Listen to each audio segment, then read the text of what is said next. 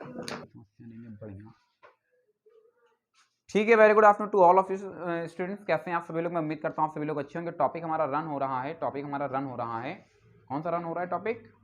Solution of algebraic and transcendental equations. इसमें हम लोग काफ़ी हद तक इसको अटेम्प्ट ले चुके हैं। एक दो जो भी हमारे मेथड ड्रॉप हो रहे हैं उसको डिस्कस करेंगे और उसके साथ में हम लोग आगे बढ़ेंगे। यहाँ पर कुछ चीज़ें मैंने आपको एक्सप्लेन नहीं की हुई थी लास्ट क्लास में, जिसमें कि एक हमारे पास जनरेट होता है रुगला न्यूटन रैप्सन मेथड पढ़ाया था लास्ट क्लास में, पढ़ाया था Newton Raphson method, Newton Raphson formula या फिर न्यूटन रैप्सन मेथड। हाँ, इसके लिए हमने आपको बताया हुआ था, क्या बताया था? X n plus one equals to x n minus f x n whole upon f dash x n. क्या यही फॉर्मूला था अपने पास? क्या फॉर्मूला यही था?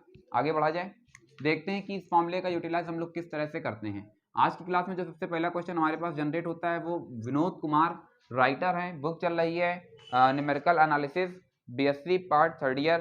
क्वेश्चन नंबर हम लोग डिस्कस करने वाले हैं 13, क्वेश्चन नंबर 13। हालांकि शीट में आप लोग देख रहे होंगे तो शीट के अकॉर्डिंग सीधे ही आपको आंसर दे देगा। हालांकि अगर इसे प्रूफ करना हो तो किस तरीके से प्रूफ करते हैं ये समझने का प्रयास करेंगे।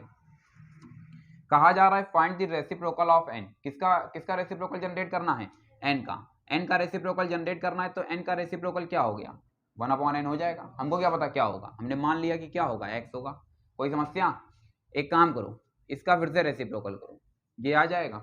इसको हमने क्या लिख दिया? 1/x minus n equals to 0। दो चीजें याद रखोगे, जैसे मान लो हम बोलते हैं एन का स्क्वायर रूट जनरेट करो। अगर हम बोलते हैं find the square root of n तो क्या करते हैं? एन का स्क्वायर रूट हमको पता करना, हमने मान लिया एन का स्क्वायर रूट क्या है? एक्स है। फिर हम क्या करते हैं? X square equals to n, squaring both side करा दिया, x square minus n equals to 0। कोई समस्या? एक चीज हमेशा याद रखोगे, कांस्टेंट ही एलएचएस में आएगा, कांस्टेंट ही ट्रांसफर होकर के एलएचएस में आएगा। ऐसा नहीं करोगे कि एक्स स्क्वायर को तुम उधर भेजोगे। मेरी बात समझे या नहीं समझे? यहाँ पर भी 1/x जो जनरेट हो रहा है, ये समझ में आ रहा है 1/x क्यों जनरेट हो रहा है? इसका रेसिप्रोकल पूछ रहा था, हमको नहीं पता, हमने मान लिया इसका रेसिप्रोकल क्या है? एक्स है। अभी क्या करना है? उसका रेसिप्रोकल करा देना है 1/x minus n equals to 0। ये तुम्हारे पास होगा क्या? एक फंक्शन। इसको हमने बताया कि ये क्या है? F x equals to 1/x minus n. अब क्या करना है? इसको कर देना एक बार डिफ्रेंशिएट, तो एफ डैश एक्स की वैल्यू क्या जनरेट हो जाती है? माइनस का 1/x स्क्वायर जनरेट हो जाती है। न्यूटन रैप्सन फॉर्मूला हमारे पास है, इस फॉर्मूले का हम लोग इस्तेमाल करने जा रहे हैं। इसके अंदर जरा वैल्यूज को पुट करो। Now using Newton Raphson formula क्या होगा भैया? न्यूटन रैप्सन फॉर्मूले से हमारे पास क्या जनरेट हो जाएगा? X n plus one equals to x n minus f x n की वैल्यू हमारे पास क्या जनरेट हो जाएगी? एफ एक्स एन ये जनरेट होगा 1/x n minus n whole upon f dash x n क्या जनरेट हो जाएगा? ये जनरेट हो जाएगा माइनस का 1/x n स्क्वायर। कोई समस्या यहां तक? एक काम करते हैं, इसको थोड़ा सा एलसीएम लेकर के सिंप्लीफाई कर लेते हैं। आपको देखने को मिलेगा xn माइनस, सिंप्लीफाई करते हैं तो क्या देखने को मिलेगा? 1/xn सेपरेट, इसको ऊपर भेज दिया। इसको जब ऊपर भेजेंगे तो हमें क्या देखने को मिलेगा?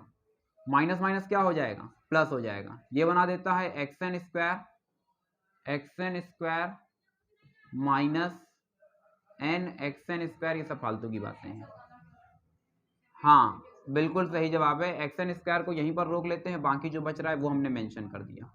कोई समस्या यहाँ तक? यहाँ तक कोई समस्या? हमने क्या किया? इसको अंदर रन कराया तो x n plus x n minus x n n, ये दोनों मिलकर के क्या बना देते हैं? ये शायद एक्स एन स्क्वायर जनरेट होगा। ये दोनों मिलकर के बना देते हैं 2xn minus x n square n. यहाँ से अगर हम एक्स एन को कॉमन कर लेते हैं तो क्या देखने को मिलता है? 2xn एन क्या जनरेट किया जा रहा है? ठीक है, ये प्रूफ होता है। क्या मेरी बातों को समझ पाए? n+1। हालांकि अगर आपको फॉर्मूला नहीं याद है तो फिर आप इसका इस्तेमाल करेंगे, अदरवाइज 4 स्टैंडर्ड रिजल्ट मैंने आपको प्रूफ करके दिखा दिए हैं। एक पीएच रूट के लिए, एक रेसिप्रोकल ऑफ पीएच रूट के लिए। पीएच रूट की मदद से तुम्हारे 2 जनरेट हो जाएंगे, एक रेसिप्रोकल जनरेट हो जाएगा और दूसरा स्क्वायर रूट जनरेट हो जाएगा। 4 ही पूछे जाते हैं, ठीक है। इसी के अलावा एग्जाम्पल नंबर 6 डिस्कस करने के लिए कहा जा रहा है। संदीप, अभी कुछ समझ आ रहा होगा एग्जाम्पल नंबर 6 में क्या कलाकारी की गई है? अभी भी नहीं समझ आ रहा है? अब यहाँ पर अगर आप देखेंगे तो वो बोल रहा है कि आपको फाइंड आउट करना है square root of n. N का क्या जनरेट करना है? Square root. अगर n का स्क्वायर रूट जनरेट करना है तो मतलब हमको क्या करना होगा, यही है, ये देखो इक्वेशन जनरेट होगी, इसको डिफरेंशिएट करोगे और इस फॉर्मूले के अंदर ला करके सिंप्लीफाई करके पुट करोगे, तुमको आउटपुट देखने को मिलेगा शीट्स की मदद से, तुमको आउटपुट देखने को मिलेगा xn+1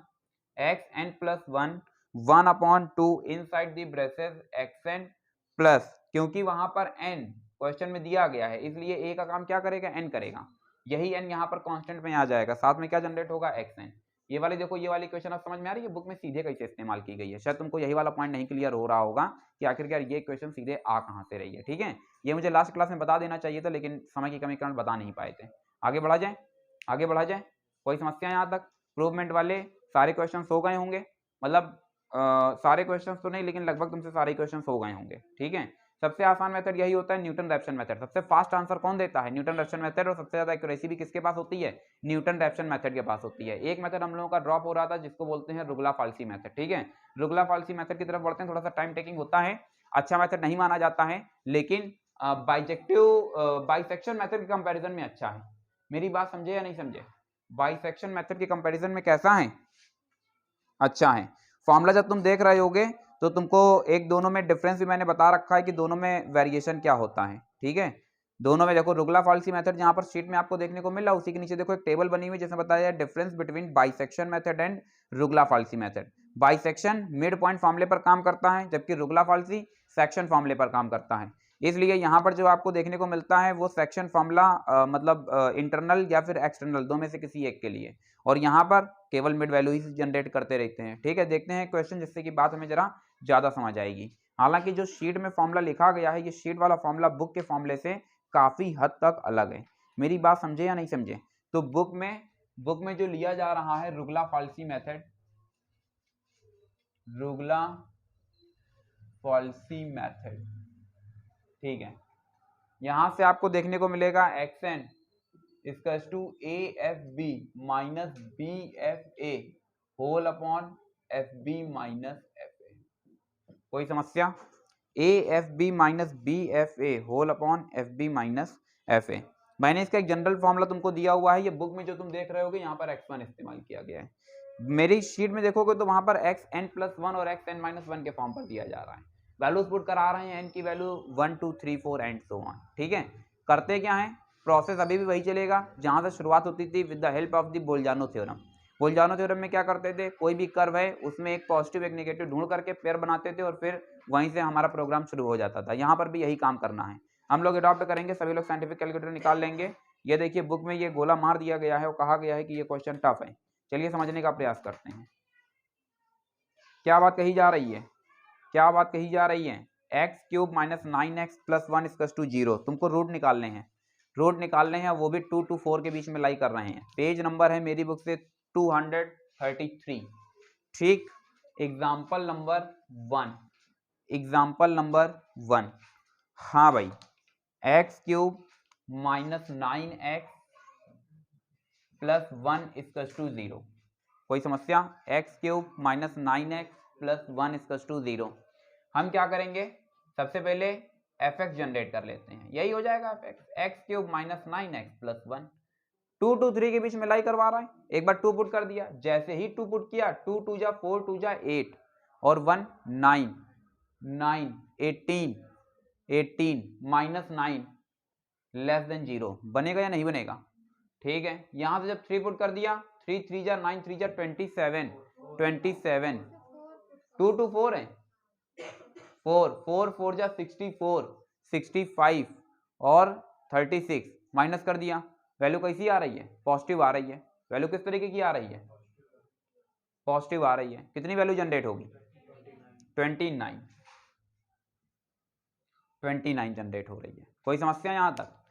यहां से फॉर्मूला अप्लाई करने जा रहे हैं, ये वाला x1 इक्वल्स टू क्या जनरेट होगा, AFB, जो लोअर वैल्यू होगी वो a हो जाएगी, जो अपर वैल्यू होगी वो b हो जाएगी।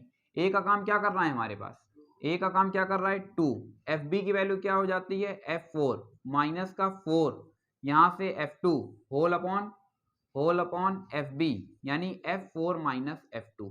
क्या यहां तक चीजें क्लियर हैं, क्या यहां तक चीजें क्लियर हैं? आगे बढ़ा जाएं, सारी वैल्यूज हमारे पास हैं, रखो इसके अंदर वैल्यूज रखो जरा, क्या तुम्हें देखने को मिलेगा, 2 इंटू F4 की वैल्यू 29 माइनस F2 की वैल्यू -9, यहाँ से होल अपॉन F4 की वैल्यू 29 और प्लस का 9। इसको सिंप्लीफाई करो, बोलो यहाँ से क्या मिल रहा है 2.474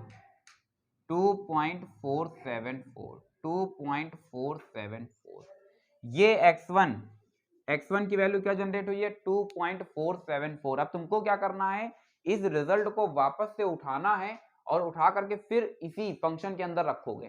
तो अब तुम वैल्यू जनरेट करके बताओगे f 2.474 का आउटपुट क्या होगा। इस रिजल्ट को भैया कहाँ रखना है, इस रिजल्ट को उठाना है, उठा करके ये जो फंक्शन चल रहा है इस फंक्शन के अंदर रख देना है। ठीक है, अब मुझे बोलो f 2.474 की वैल्यू क्या जनरेट होगी, बताइए।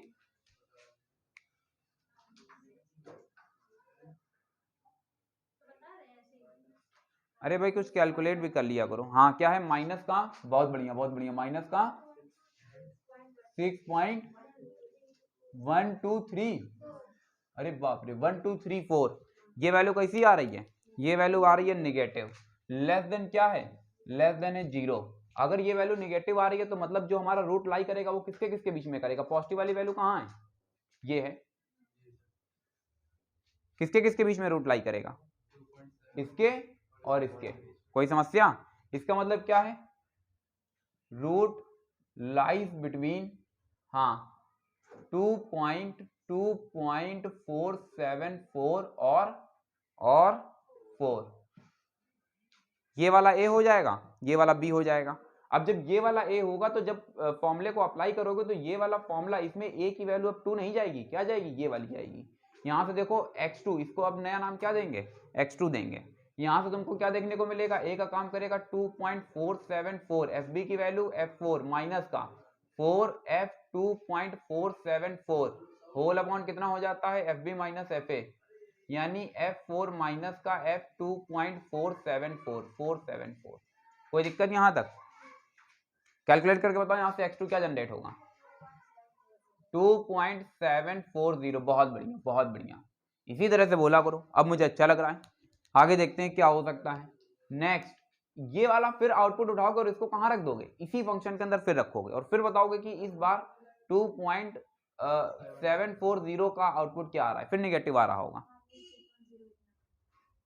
देख करके बता रही हो, क्या ही हो गया। आगे बढ़ते हैं, देखते हैं क्या हो सकता है। हाँ क्या है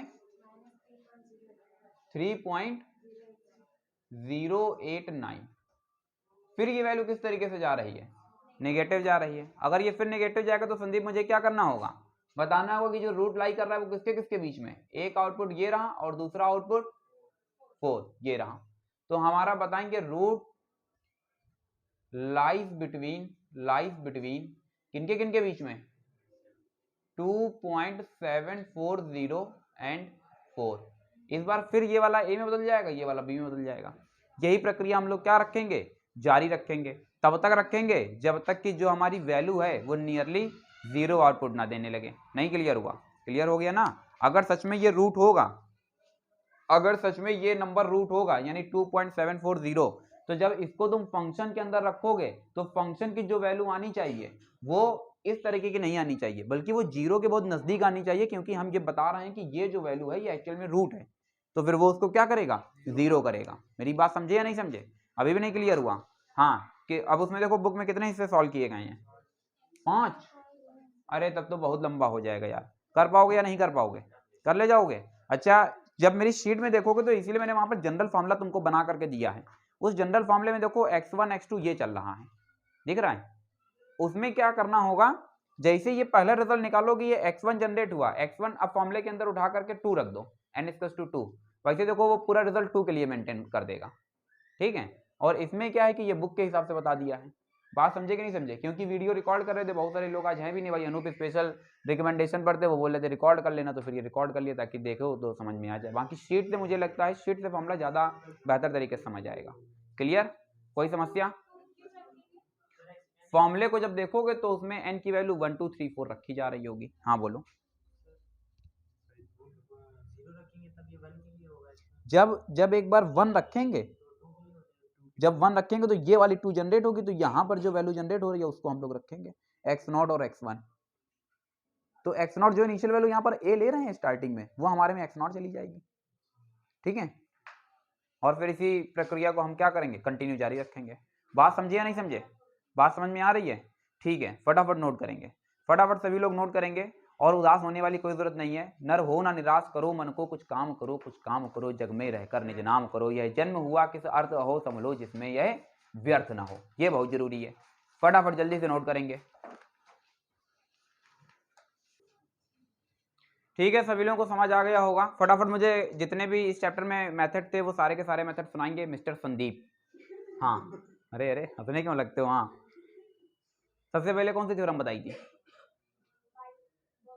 बोल-जानो थ्योरम। बोल-जानो थ्योरम बताओ क्या होती है?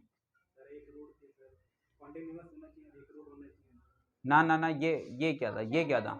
बिल्कुल बिल्कुल सही जवाब है। इन्होंने कितनी बढ़िया बात की कि फंक्शन कंटिन्यूअस होना चाहिए, साथ में वो दो अलग अलग पॉइंट्स पर दो अपोजिट साइन को कंटेन करेगा, तो दोनों पॉइंट्स को मिलाने वाला कम से कम कर्व जो है वो एक पॉइंट को क्या कर देगा, एक्स एक्सिस को इंटरसेक्ट कर देगा, और वो जो पॉइंट होगा intersection point, this is also known as the root of the given equation. मेरी बात समझे कि नहीं समझे? इसके बाद में फिर हम लोगों ने दकार्त रूल, दकार्त रूल बताइए श्वेता, आप मुझे बताइए दकार्त रूल क्या था?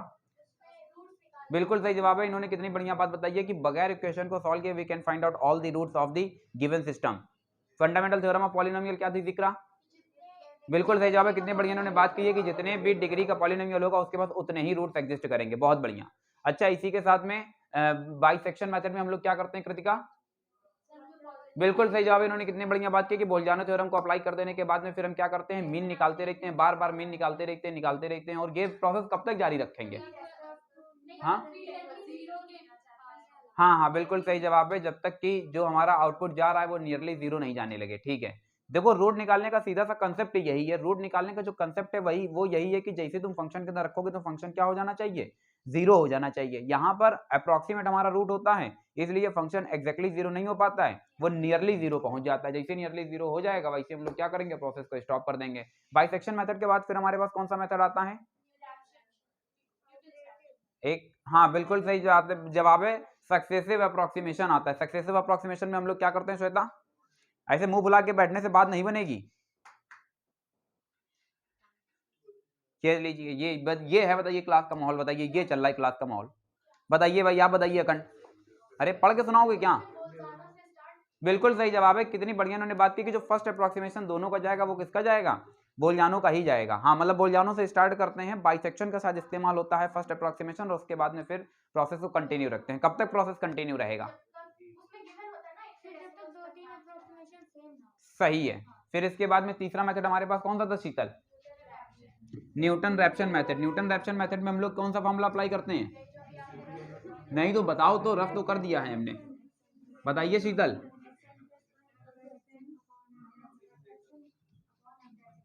सही है। फॉर्मूले का डेरिवेशन किसकी मदद से था? फॉर्मूला जो ड्राइव करके बताए तो किसकी मदद से बताए थे? बिल्कुल सही जवाब है, Taylor Taylor Taylor Taylor series f x plus h, f x plus h के लिए क्या फॉर्मूला था? हाँ बिल्कुल सही जवाब। कितनी बढ़िया देखिए उन्होंने बात बताई है, f x plus h F dash x plus H square upon 2 factorial F double dash x plus and so on. बात समझे या नहीं समझे? ठीक है, इसके बाद में आज हम लोगों ने कौन सा मेथड सीखा है, जिसको हम लोग बोलते हैं रुगला-फाल्सी मेथड। रुगला-फाल्सी मेथड का फॉर्मूला याद हो गया, x1 equals to afb minus bfa whole upon fb minus fa। इसको याद रखना बिल्कुल आसान होता है। किसकी मदद से हम लोग याद रखते हैं? With the help of the section formula. Section formula for external, external section के लिए पढ़ा होगा, वो m1 x2 minus m2 x1 upon m1 minus m2, वही सिंपल सा यहाँ पर लग जाता है और कुछ नहीं है, इसीलिए दोनों के बीच में सिमिलरिटी भी है। हालांकि कौन सा मेथड कहाँ तक कितना अप्लाई होना, ये सब चीजें आपको शीट में देखने को मिल रही होंगी। मैं उम्मीद करता हूँ कि आपको शीट अच्छी तरीके से समझ आ रही होगी। दकार्त रूल से लेकर के जितनी भी बेसिक चीजें हैं फंडामेंटल, वो सारी की सारी यहाँ पर बता दी गई हैं। बस एक ही सवाल मन में रह कर उठ रहा है, मैं जानना चाहता हूँ कि अगर कोई भी और डिग्री पॉलिनोमियल दिया गया तो उसके पास एक रियल रूट, कम से कम एक रियल रूट एग्जिस्ट करेगा, कम से कम एक रियल रूट उसके पास क्या करेगा, एग्जिस्ट करेगा। चैप्टर नंबर 10 में हम लोग एंट्री कर रहे हैं और चैप्टर नंबर 10 में हम लोग को समझना होगा आइगन वैल्यूज और आइगन वेक्टर। हालांकि ये तुम्हारे लिए कोई नई बात नहीं है, तुम लोग ऑलरेडी बीएससी सेकंड ईयर में इसको सीख करके आए हो। चैप्टर नंबर 9 इस जगह से क्या हो चुका है, क्लोज हो चुका है। तो सबसे पहले हम लोग समझते हैं क्या हम लोगों का चैप्टर है, eigen values, algebraic eigen value problem, algebraic eigen value problem, यानी कुल मिलाकर के आइगन वैल्यू और आइगन वेक्टर यहाँ पर समझने होंगे। क्या समझना होगा, eigen value, eigen value and eigen vector, eigen vector.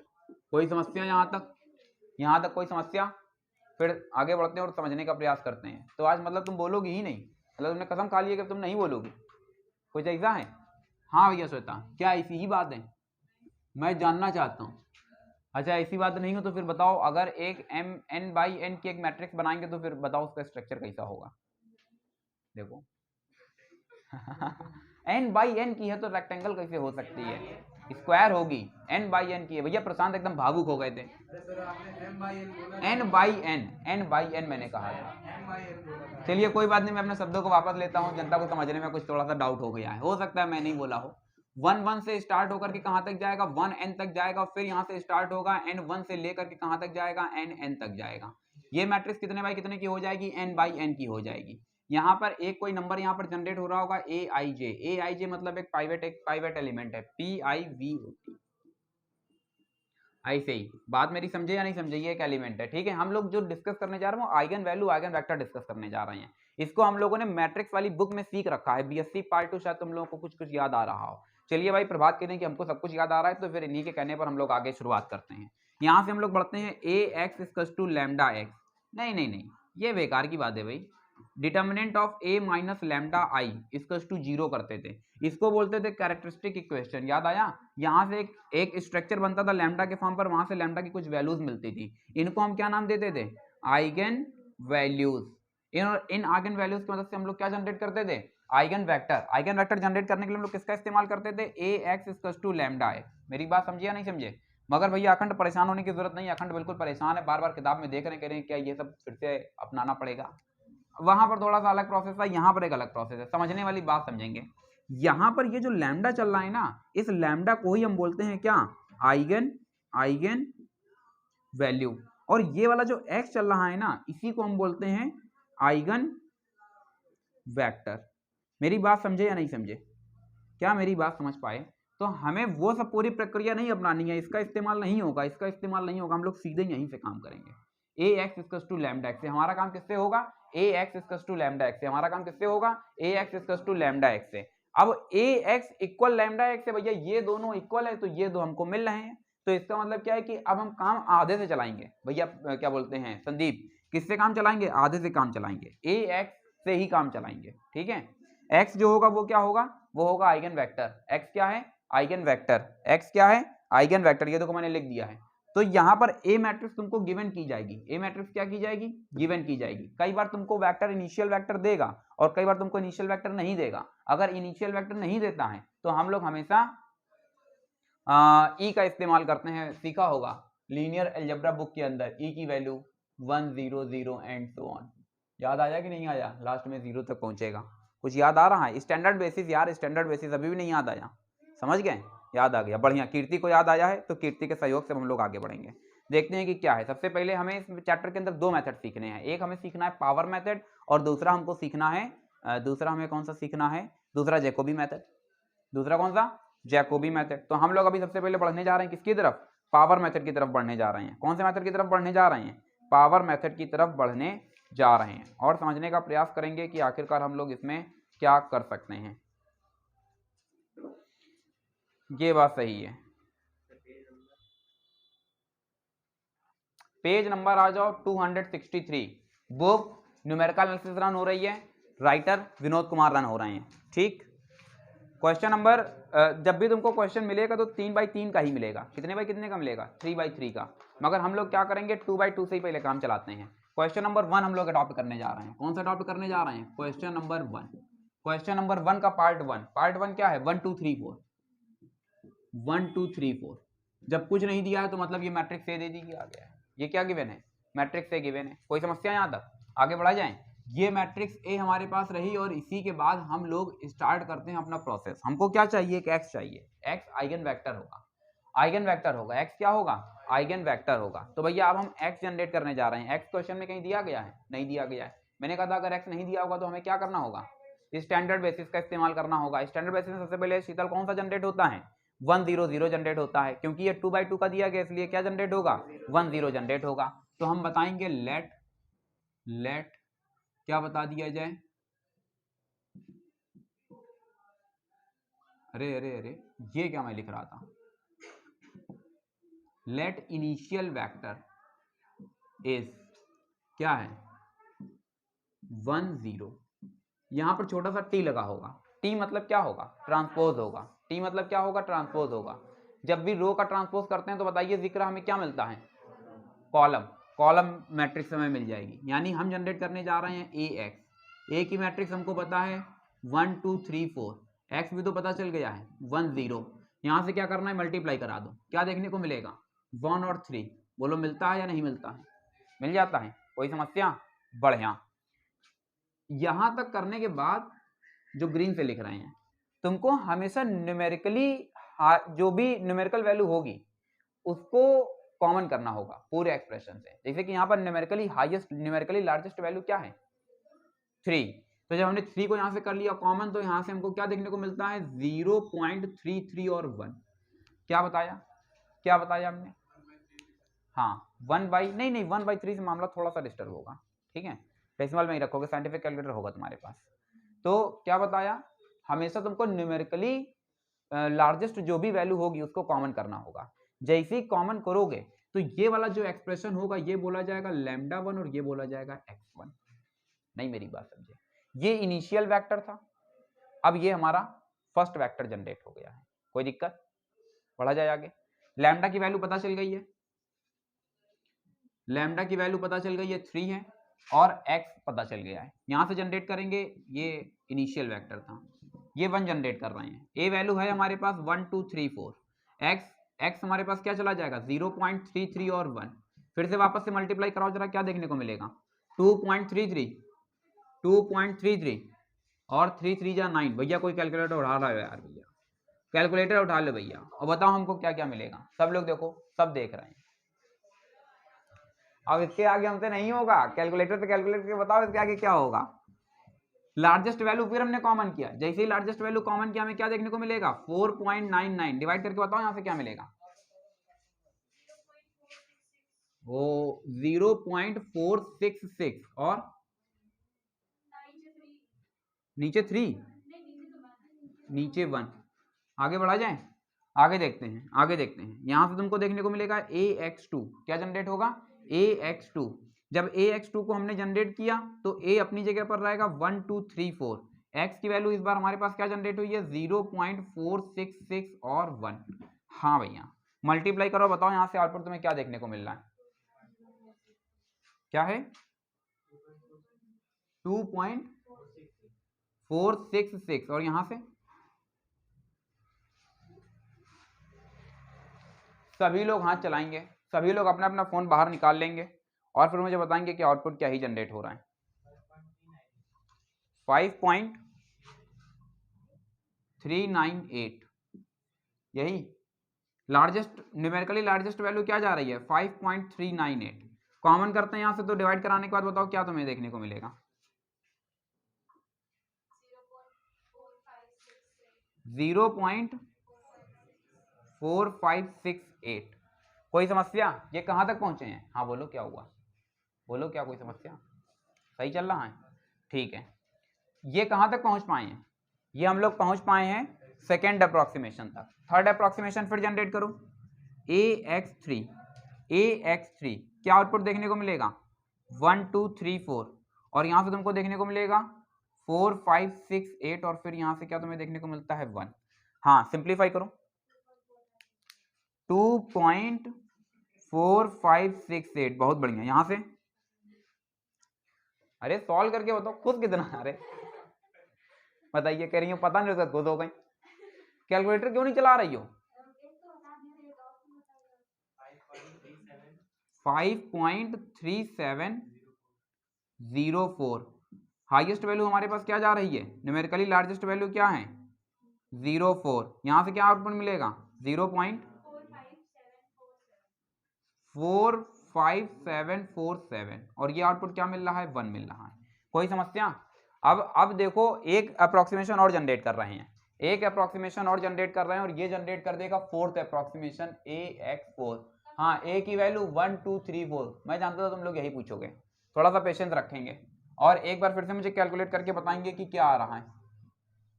हाँ क्या है?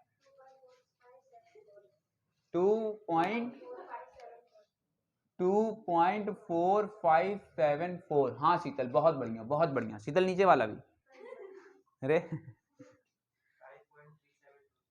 5.3722। लार्जेस्ट वैल्यू क्या है? न्यूमेरिकली लार्जेस्ट वैल्यू क्या है? 5.3722। हाँ, फिर इंटरनल बॉडी क्या जा रही है? 0.4574।